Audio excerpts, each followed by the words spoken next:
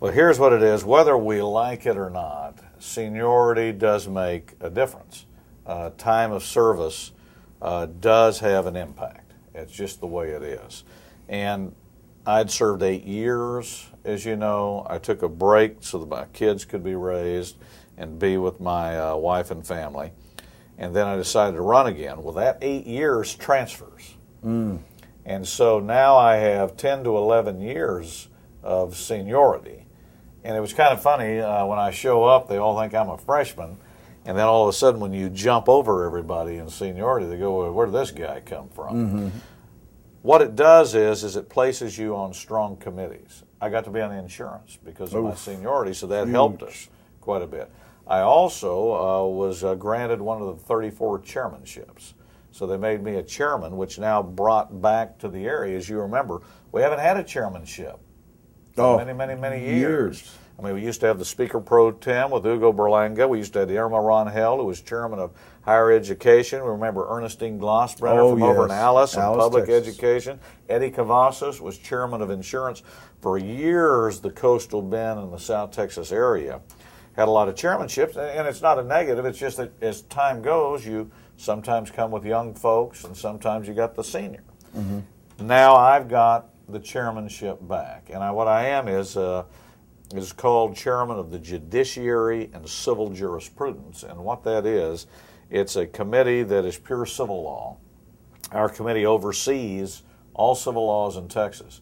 The Supreme Court we have authority over, the Attorney General we have authority over, the State Bar of Texas we have authority over. We oversee all judges from courts of appeal, criminal courts of appeal, justices of the peace, municipal judges, and I also oversee family law, probate law, and guardianship. Right. And they increased the committee to 11 people. It is a large committee. It is overseeing all civil laws. So that's good for our area because we have input into one of the 34 policy-making positions, and we try to use that to build strength for our coastal zones. So that's a little bit about what seniority does. Well, you know, and the civil law and everything, we just did a show on Court 5 saluting Terry Shamsi and saluting CPS and saluting the families that say, I need to be a better parent and I'm ready to play ball and cooperate and get my kids back or keep them in there, and I want to stay off drugs, I want to get my education, I want to work. So when we're looking at these laws that get passed that under the family code that affect parents and children, I mean, it's so heart-wrenching when somebody does have a drug problem, their kids are taken out of the home, and legitimately so the majority of the time. CPS does a great job. But some of the families say, what about our rights? And what about grandparents' rights? So all these committees, you get input on how the laws get passed on that. That's correct. Now, I may not have direct oversight over some of those because other committees, but the laws that they work under come through our committee. It's just vital, you know, and I appreciate all the work you're doing. I've been trying to get Hugo on, you know, and do a little historical backdrop. That'd be good. Wanted to do kind of like a biography of him, too. I mean, you know, my neighbor, Mr. German, he said, gosh darn it, I loved Hugo, but wherever there was a camera, he was like a magnet. No, That's true. You know, and I said, he needs to come back. I think I don't see him on the camera. And I was growing up, you know, I'd see him all the time. They'd interview him because they always went to Hugo. He had such a, what was he, you know, a lot of people that say, well, what was pro tem and all? Why was his role so important? Well, what everybody needs to understand is Hugo Berlanga was the Speaker Pro Tem. That was the number 2 position in the Texas House of Representatives. And I think he and U.S. Senator Lloyd Benson have held the 2 top positions for South Texas right now. And he basically was the number 2 person in charge of the entire Texas House of Representatives, and that's huge authority right now. You have a gentleman from Galveston named Craig Island, who's the Speaker Pro Tem, and prior to him was Sylvester Turner, a former classmate of mine out of Houston. But it is a very strong position. You have input, you're basically number 2, and he was that for many years in our area in South Texas, developed and got a lot of good things. Well, it speaks miles for South Texans and for Hispanics for him to have held that position. And his hair is still the same. I don't know how he does it. It's wonderful. We're going to have to good find genetics. out. We're going to have to find It's that good out. genetics. I'm going to ask him when he comes on the show about his We can hair. put you two together. I see? know. We'll put us together. You know, got that shock of black raven hair. Of course, I'm getting it in the temples. You see? Yeah, Juan's giving me some good gray hair. If you want some of the temples, I'll give you It a looks share. good. It looks good. Well, you know, we've got about this section here. I wanted to cover education. I know a lot of teachers out there, students. School has just kicked off again, and I think they're going to want to know what to expect. You know, I got a little paper in the mail that said flu shots available for swine flu from the Public Health Department. Optional if you want them. We're looking it over, you know, and all these programs that they're appropriated, you know, through the legislature and the initiatives, and I think that's why the people out there want to know, you know, things that affect children, but also the teachers, schools. What are the things that you saw in the 81st legislature that affect teachers, parents, students? Here are some of the things on public ed. I'm going to tell you, we ran out of time.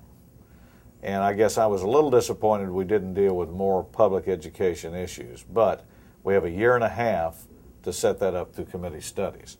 But some of the issues that we hit on was one you and I talked about last fall, which we hear about.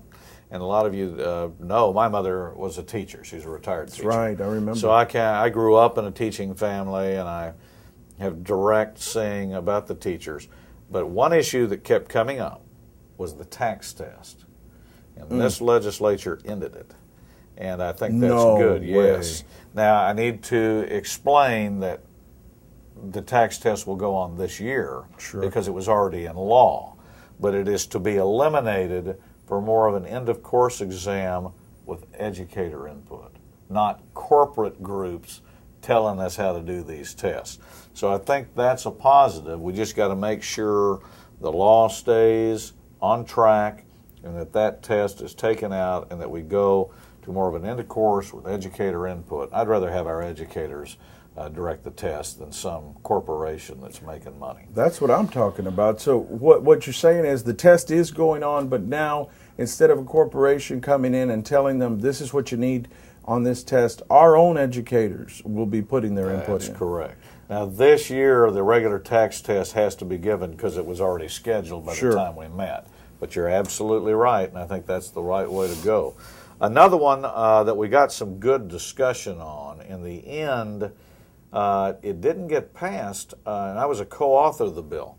As you know, teacher retirement, you have a teacher retirement board. Well, we don't have teachers on there. That doesn't matter. How many banks don't have bankers on there?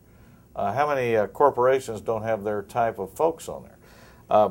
We wanted to put 2 to 3 teachers or retired teachers on the teacher retirement board. It seems to me to be pretty logical. And I had filed a bill, several people had filed legislation. In the end, there was a bill to put 2 teachers on the board. I wanted 3, but it was at 2. And I was one of the 4 members that turned it in, and the bill passed but did not get through the governor's office. So we lost that, which I don't really know why. I haven't discussed it with them. But I'm still going to fight for that next time. I think teachers, retired teachers, need to be on the board that governs them. And that's a perfect example, what you just mentioned. I think a lot of people are not aware, not that they don't appreciate, but they're not aware of the process that you have to go through. When you get a bill, you know, you introduce that, break that down for us. How do you even write a bill, and who helps you?